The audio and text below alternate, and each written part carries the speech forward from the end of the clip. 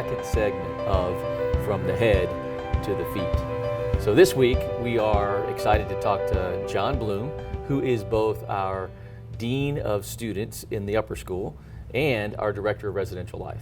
And we're going to focus our conversation on our Residential Life program, which has been a hallmark of the Webb School for all of its existence. And there are some years, many years, when we were primarily a boarding school. Today in the upper school, we're almost half and half, but it's an integral part of what we do. And so, welcome, Jon. Thank you. Good to be here. Well, one of the things that is a hallmark, whether you're a day student or a boarding student, is relationships between the faculty and the students, between the coaches and the students, frankly, between the staff and the students. And in the Residential Life program, there's even a richer opportunity there. So talk to us a little bit about what the relationships between the adults who engage in the Residential Life program and the students look like.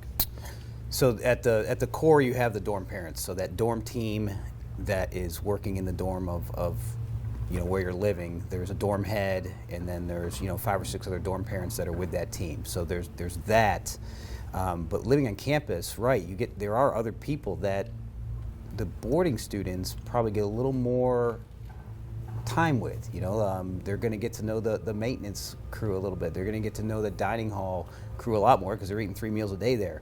But when it comes back to it, it's that dorm parent student relationship that is at the core of I think the boarding program, and they get to know them on that deeper level. So they might be their math teacher during the day, they could be their football coach in the afternoon, and then also they're in the dorm with them at night. So you get to see, the dorm parents get to see students in these different lights, and the students get to see the adults in different lights, right, which I think can help. It just blends that relationship more cohesively and deeper. Good.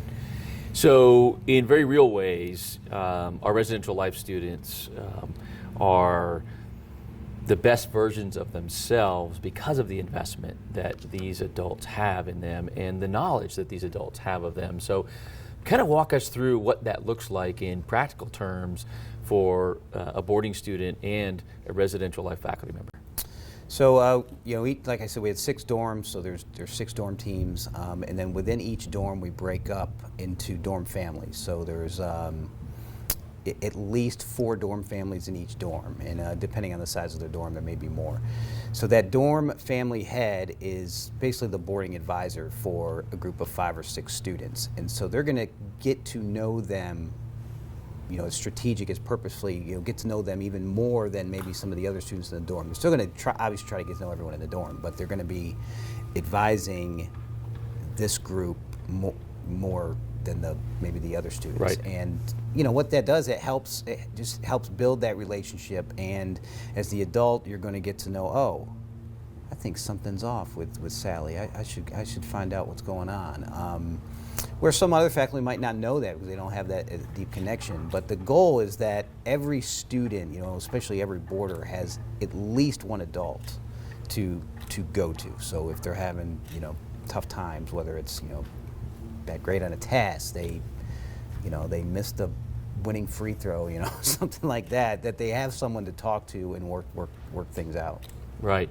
So as I've thought about boarding, both here and other places, but particularly here, I think of our Residential Life folks, the staff, the faculty, as cheerleaders for the success of our students and as life coaches, right?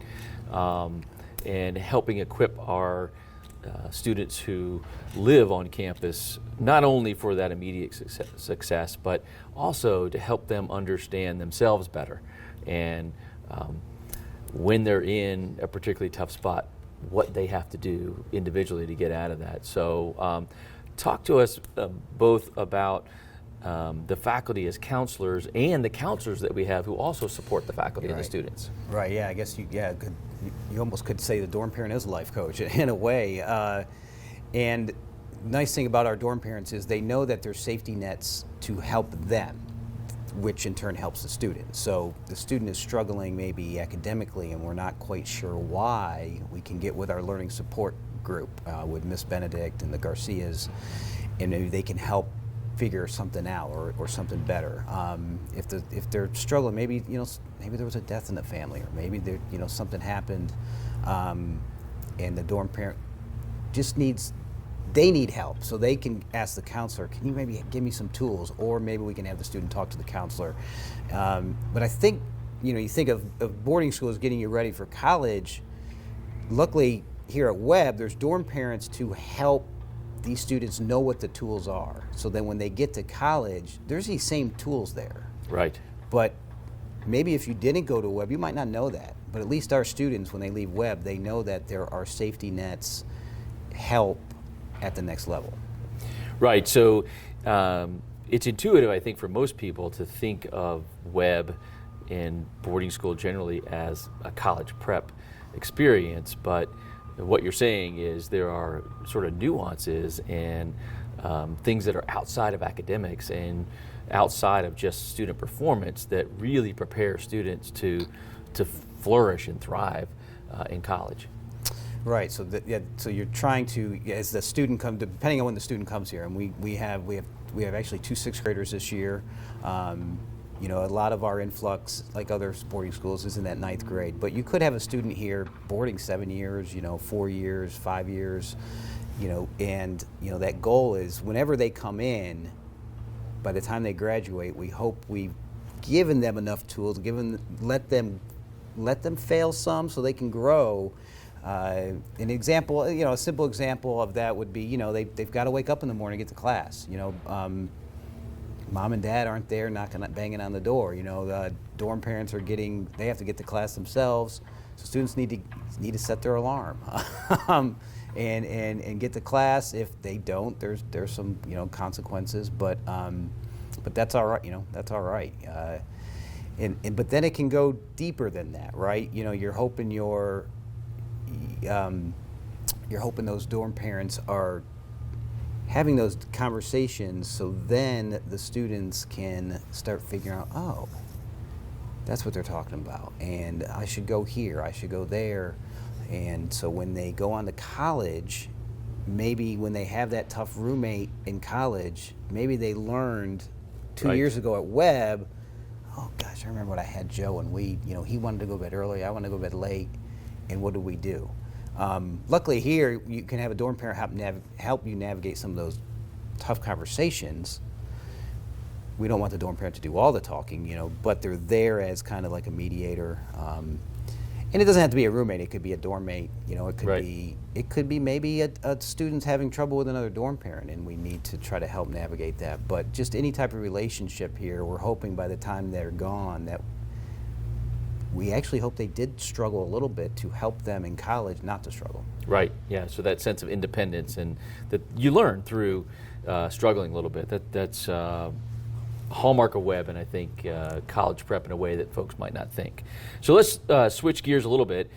One of the sort of philosophical changes that we've had in the last couple of years is focusing not just on academics, because that's the core of what we do, but academics, the arts, and athletics. So as a residential life student, what's the advantage to you to be in our residential life program and being able to flourish in all 3 of those? I mean, you can really live your passion. If your passion is playing basketball, the gym is open till about 7:45 every weeknight, right before study hours. So, I mean, you could practice and you still want to get, 50 free throws in, you can go to dinner and you can go back and do that. You're passionate about the art room is open after school. There's tons of hours on the weekend. So you almost have this, I wouldn't say it's 24/7, but you have much more time to do some of the things you really like to do.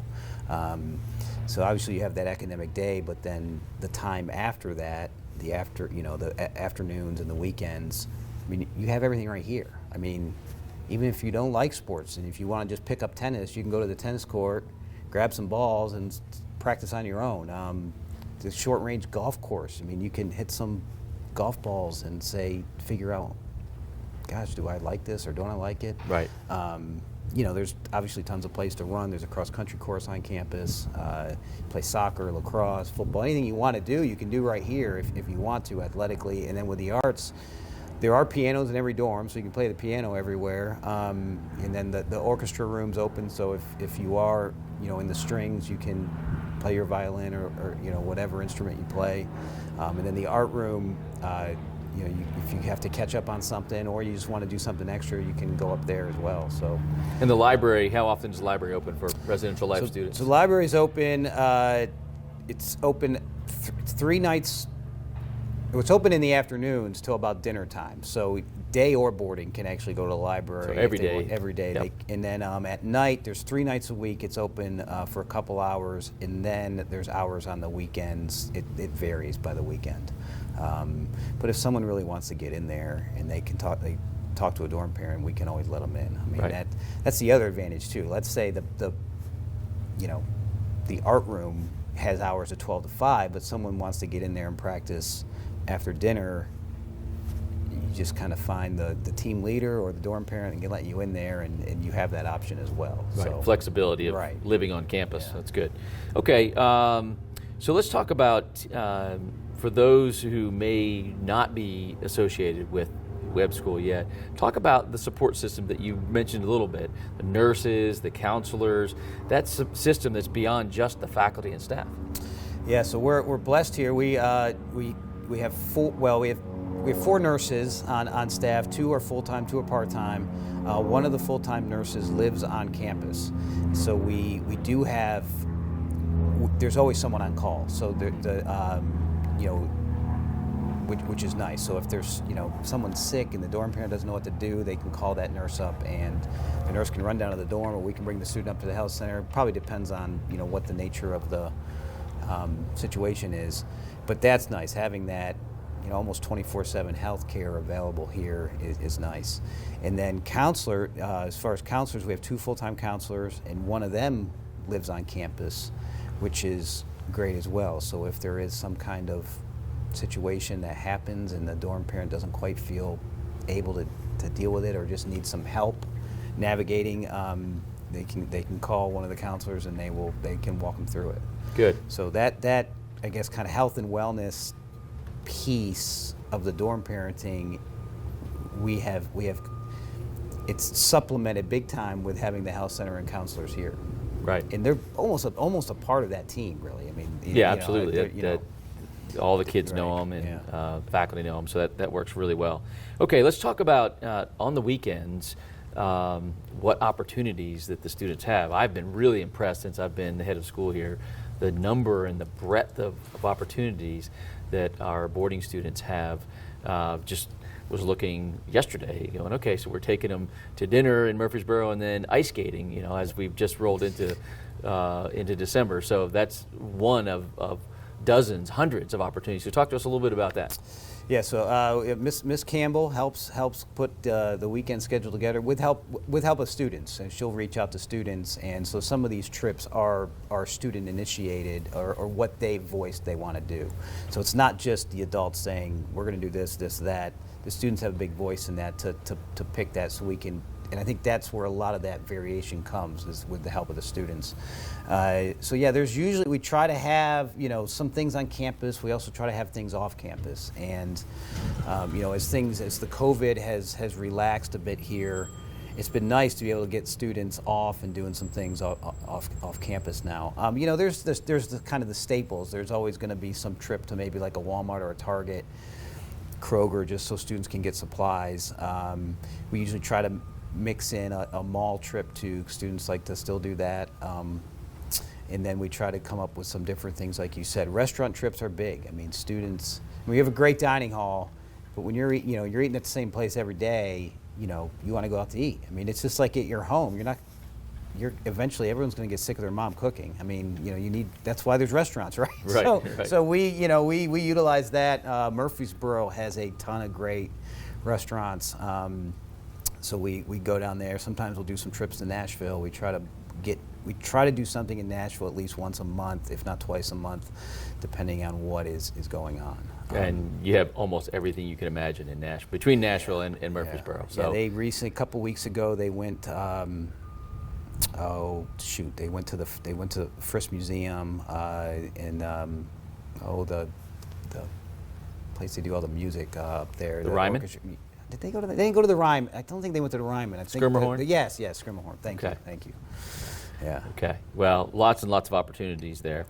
And then, of course, we talked to Joe Griggs in my last segment, and he offers all kinds of opportunities with the Wild program, outdoor program that many of our boarders take. So we've explored that already. So you're really not going to want for opportunity. No, and a lot of the dorm parents go on those trips with Joe. So it's usually Joe and a dorm parent or two, and the day faculty as well get involved. But it's neat. You almost in a way, you have the 3 A's on the weekends without even knowing it. Right, just from the planning. That's right. That's right. So, John, we're sitting outside here, looking at the dorm. So, tell us what we're looking at here. All right. So, behind you, there's Meadows Hall, which is the dorm for the junior and senior boys. Behind me here, there's Wendell Haynes Hall, and that is for the junior senior girls. And then out in the background there is Chambliss Dormitory, which is 9th through 11th boys. Okay. And altogether, these 3 dorms this year house 84 of our boarding students. Okay. 42 plus 42, yes, 84. So we have 3 other dorms on the other side of this building. And then your office, which is we're standing in front of, is the Student Center, and what opportunities are there for the students? Yeah, so during the day, and then we have hours some nights, and obviously on the weekends, quite a lot of hours. We have a air hockey table, 2 TVs. Students can watch whatever they want, within reason, obviously. Foosball table and a shuffleboard table, and there's also a piano in there. So once again, you kind of have, and students will sometimes go there and study. You see that more during the day than on weekends, obviously, but some periods are quieter than others. Obviously, the lunch block can pretty be noisy. I've been over pretty here. Chaotic, but kids enjoying each other. Yeah. Right. So once again, it's funny. You almost have the 3 A's living out in the student center, where students can study. They can play some games, and with the piano, they can play music as well. So that's good. Well, we're about to wrap up here, John. So for someone who, again, is not yet a part of our residential life community, if you're talking to a parent and or a student, why should they come? I think the best thing we do is that relationship building. I think you're going to you come to Webb, your student's going to be known, they're going to be cared for, they're going to be safe. And I think, within that, our dorm parents really do a good job of trying to help the student not just find their passion, but expand it, make it, get better at it. How can we help you? You want to be a better basketball player? How can we help you? You want to be a better tennis player? How can we help you? You want to, be a better artist? How can we help you do that? So I think they really go out of their way to help the student not just find their passion, but explore it, get better at it, succeed at it. And that's why I think you can see it's a beautiful place too. So right. We're very blessed. It's nice because you're kind of out in this rural area, but you're not that far from stuff. So that's another good thing. But at the core, I think it's that relationship. They're not going to find too many places that care for their students like we do. Good. Well, thank you, John. Thank you all for joining us.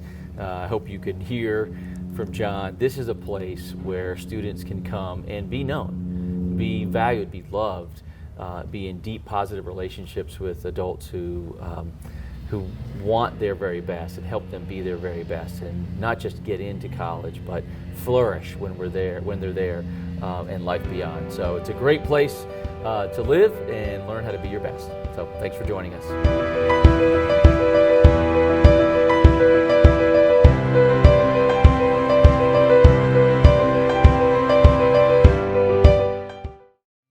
I want to thank Jon Bloom for being my special guest on From the Head to the Feet.